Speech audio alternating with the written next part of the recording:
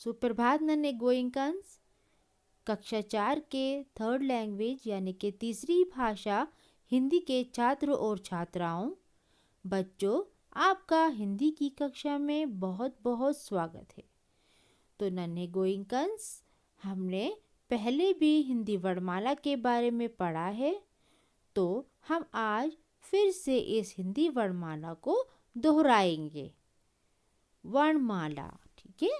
वर्णमाला के दो भेद हैं, यानी कि वर्णमाला को दो भागों में बांटा गया है। वर्णमाला किससे बनती है? स्वर और व्यंजनों से, ठीक है। इसमें क्या होते हैं वर्णमाला में? स्वर और व्यंजन, ठीक है, जिनको हम मिलाकर शब्द बना सकते हैं, ठीक है।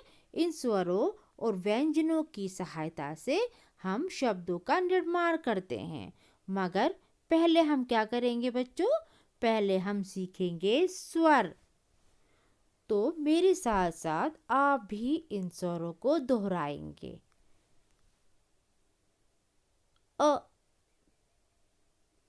आ, इ, ई, उ, ऊ, रि, ए, आए, ओ, आओ, अंग, आहा। तो नन्हे गोइंकन्स, मैं बताना चाहती हूँ आपको, स्वर होते हैं हमारे 11, ठीक है। स्वर हमारे हो गए अ से लेके औ तक, ठीक है नन्हे गोइंकन्स। ये है हमारे स्वर अ से लेके औ तक। तो मैं फिर से इन स्वरों को दोहराती हूँ और आप मेरे साथ साथ इन स्वरों को फिर से पढ़ेंगे। अ,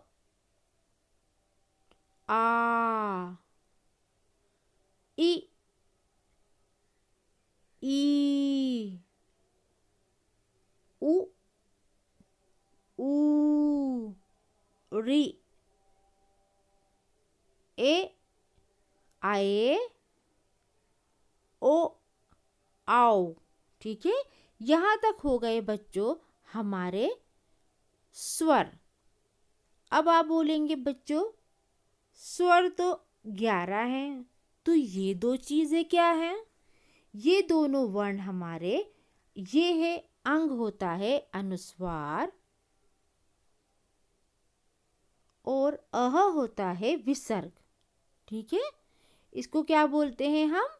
इनको बोलते हैं अंग को अनुस्वार और आहा को बोलते हैं विसर्ग। अम को बोलते हैं अनुस्वार, आहा को बोलते हैं विसर्ग, ठीक है गोइंकन्स। तो ये थे हमारे कुछ स्वर। तो जिस तरीके से मैंने आपको स्वरों का उच्चारण बताया है, ऐसे ही आप स्वरों का उच्चारण करेंगे, ठीक है। स्वर हमारे 11 होते हैं। अंग होता है अनुस्वार और आहा होता है विसर्ग। इसको हमने आज दोहराया है। तो बच्चों, जैसे जैसे मैंने आपको यहाँ पर इन स्वरों को दोहराया है और उच्चारण किया है, वैसे ही आप अपने इनकी अभ्यास करेंगे इन स्वरों का।